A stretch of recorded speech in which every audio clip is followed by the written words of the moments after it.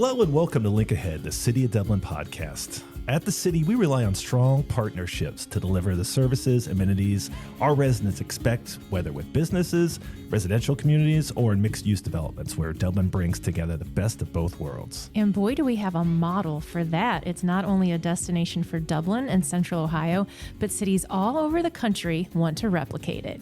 We're talking about Bridge Park, of course. And with us today to talk everything happening this summer and beyond are Jessica Rexer and Matt Starr, both Executive Vice Presidents from Crawford Hoying. Welcome to Link Ahead. Thanks for having us. Thanks for having us. So someone who doesn't know about Bridge Park says, okay, I want to come in for the day. How should I take it in? So what is your answer?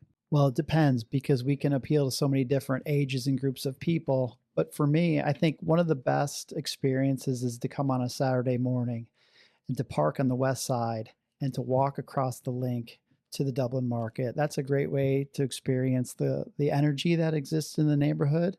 I think after that, you could take in brunch, stroll the neighborhood, and then maybe kayaking down the river is a really great experience that a lot of people haven't had, that you can see so many different perspectives and so much wildlife down there. That's really enjoyable. Okay, then you dock the kayak and you get out, you dry off. Jessica, why don't you pick it up from there? What do you do the rest of the afternoon and evening? I think that we'd probably go over to Pins. I mean, we have some fantastic entertainment establishments at Bridge Park, so you want to experience that for sure. Maybe check in at the AC Hotel and then grab a bite for dinner, maybe cross that bridge again and go over to the Avenue, have some great views, a nice drink, and then cap it off at Vaso for a nightcap. Right, there's so much to do, but let's dive a little bit into the backstory. This property was once famously a half-empty strip mall and an old driving range.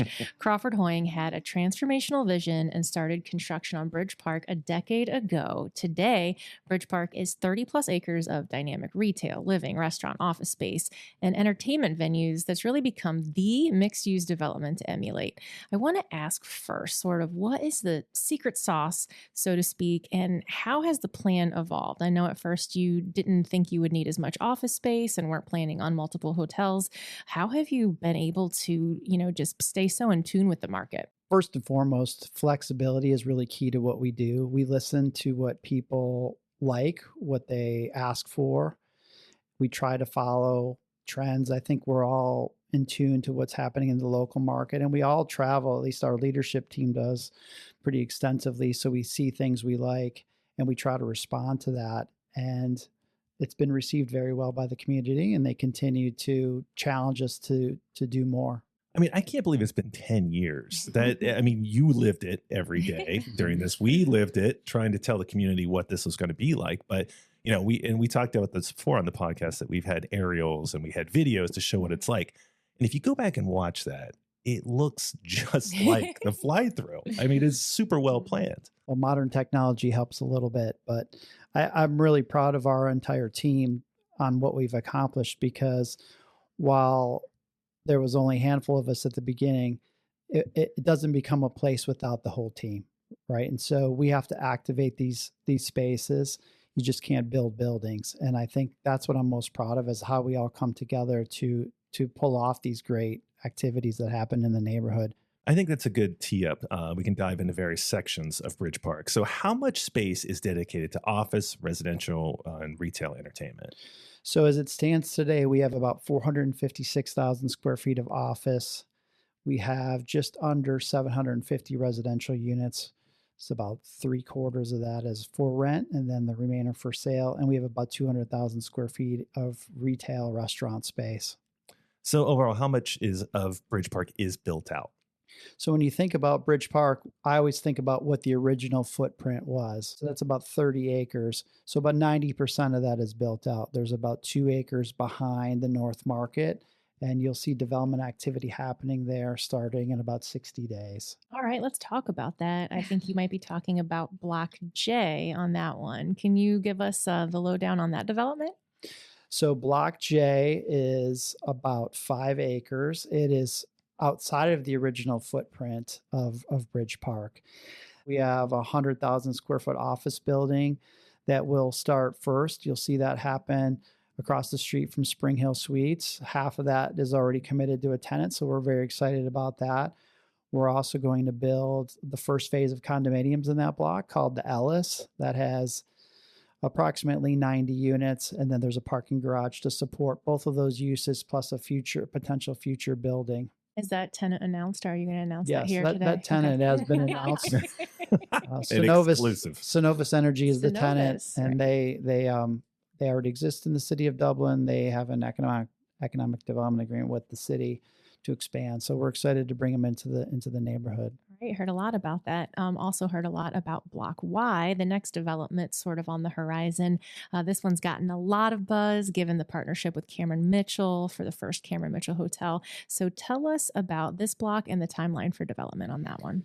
So we're very heavy into the planning stage. This is a complex project because if you can imagine that site at the roundabout and people drive by it and probably don't pay that much attention to it, there's a lot of grade change because the site will have to build up to the existing grade where the former Montgomery Inn sits. So we will be in planning and zoning for our preliminary development plan in mid to late September. That would be our second meeting. We've already been there for concept plan. There's three components to this project. There's the hotel, but there's also a condominium building, and there's also an office building, plus the associated parking. So it is a long development planning process with our design team. I expect it'll take about another year to get to that point where we can start construction, and we're hopeful to open in mid 2029, which seems a long way away. There's a timeline always with those projects, but if we keep expanding outside the original boundaries, it could be another 5 to 7 years of development. So are there leasing opportunities available right now, and what opportunities are coming? There's always leasing opportunities. We're always open for business. If we don't have the space now, we might have it later. So if anyone is interested, office, retail, restaurant, other, please call. Please write.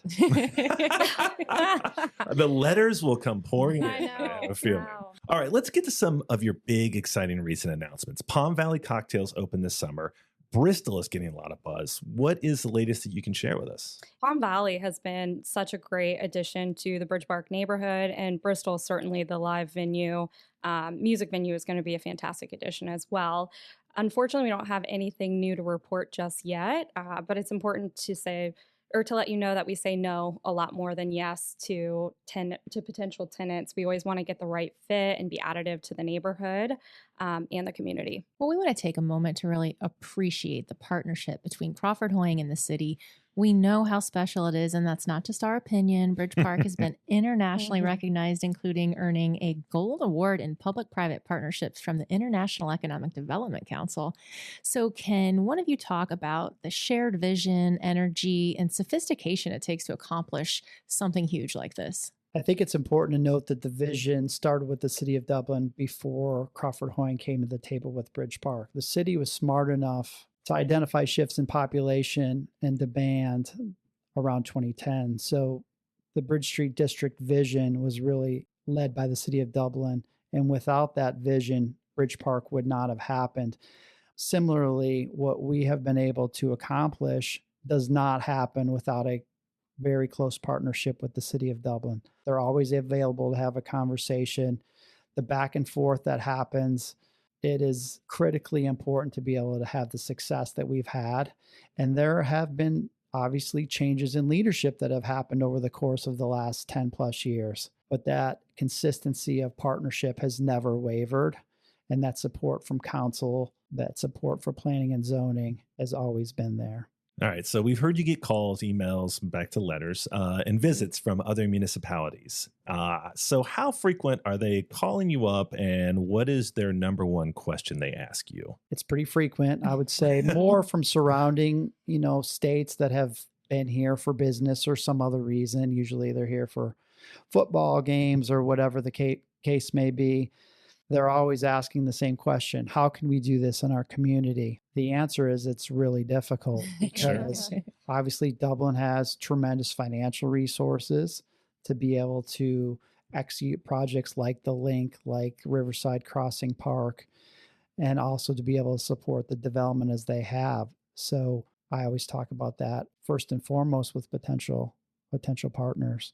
You mentioned the Link, Matt, and that is the longest single tower S-shaped suspension bridge in the world, a literal connector of new to historic Dublin, and really sets us apart. We at the city obviously love the Link, and we assume you do too.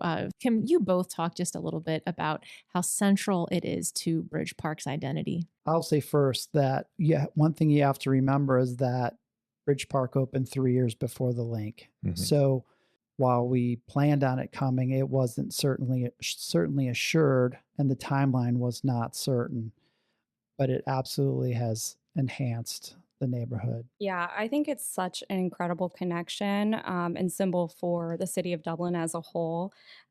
Being somebody that's from the city of Columbus and seeing what this was prior, and then seeing that actual downtown Dublin connection from historic Dublin over to Bridge Park has just been an incredible thing to experience. And it truly has become the symbol of Dublin. Jessica, can you talk about a preview of the rest of this year and then as the fall and winter comes? So we're already halfway through the Dublin market season. This is our 7th season, which is crazy to hear about. It runs 9 a.m. to 12 p.m. every Saturday throughout the streets of Bridge Park. We're up to 125 plus vendors every week. Lots of fun activations, live music, ton to do. This year we've brought the Columbus Zoo, the Columbus Crew, fitness on the street with yoga and Pilates, and you're going to continue to see additional activations happening. New this year, we are doing Summer Thursdays, which is 5 to 7 every Thursday throughout the season at Bridge Park. Live music, again, lawn games, door activations, drinks and specials. And then every other Thursday, North Market hosts its night market from 6 to 9, which has vendors, a closed down street or closed down portion of Longshore Street. Just a really fun experience. In addition to the fun summer activities that we have planned, we're also programmed all the way through fall and looking into winter as well. Fall, we've got Boo and Brew, which is one of my personal favorite events, happening on October 22nd from 5 to 8 p.m., which is family friendly, free for all to attend, Halloween treats from businesses, DJ, and more. And then the Harvest Market, which will be back on Saturday, November 8th from 9 a.m. to 12 p.m., which is autumn themed Dublin Market. And then looking into winter, 12 Days of Bridge Park is back, Merry Market on December 6th from 12 to 3 p.m., our 30-foot holiday trees throughout the district, Santa, and a lot more happening. There's so much going on every season, and a great way to stay informed is bridgepark.com. I know you just did a big refresh of your website. That's a complete guide to everything. So tell us more about that, Jessica. Yes, thank you so much for asking about that. We are incredibly excited about the newly launched Bridge Park website, which is www.bridgepark.com. It's been a few years in the making. It was quite the undertaking, as you can imagine. But the new website includes an interactive map, a tenant directory, information about parking, the partnership with the City of Dublin and our other communities, organizations, a blog, and an event calendar. So just please go check it out. Let us know what you think. All right. We wrap every episode by asking our guests a few rapid fire questions. So we hope that you two are ready. Yeah, they look ready. They look very ready. Jessica, let's start with you. We know picking a favorite restaurant is like choosing a favorite child, but give us some of your favorite lunch and dinner spots in Bridge Park. I could never choose a favorite child.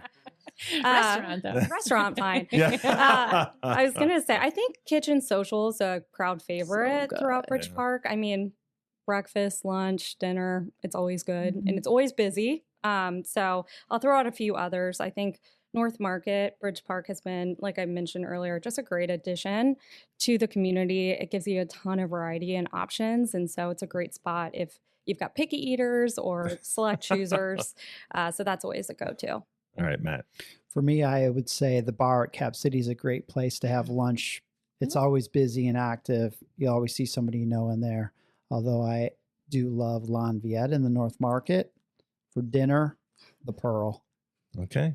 All right. For that lunch, do you get the chocolate cake or no chocolate cake? No chocolate cake. Okay. All right. Just a fair question. I want to know, what are your favorite restaurants? Fado, honestly. I love Fado. I think they're underrated, especially for brunch and just like going and hanging out. Rebel, North Market hits it out of the park if you're going with a group of people. I love Rebel. I love everything about it. If we could eat Rebel every day, all the time, You I don't think could. I'd do You it. I know can. it's good and it's good for you.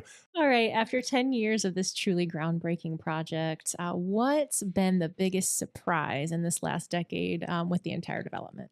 For me, it's the demand for office space in a post-COVID world. I would not have imagined that we would build as much as we're building. Obviously, we're getting ready to start another building.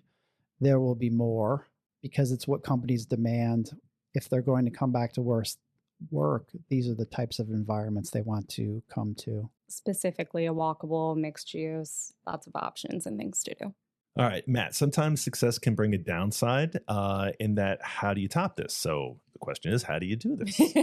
Well, the good thing is that none of us are ever satisfied with where we're at, right? It's the old adage, if you stay still, things will move past you. So we are always looking to think about how we can be better and what's going to be next. So we're always watching those trends and tenants that might want to come to the neighborhood.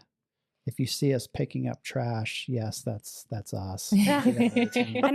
And just to piggyback off of what Matt said, we want it to feel authentic, Sure. right, and relevant. So always chatting about like, what are we missing? What do people want to hear? What's the newest thing? And just making sure that we continue to think about what's relevant. On that note, if you both could bring your one dream retailer, one dream restaurant, or one dream event to Bridge Park, what or who would it be?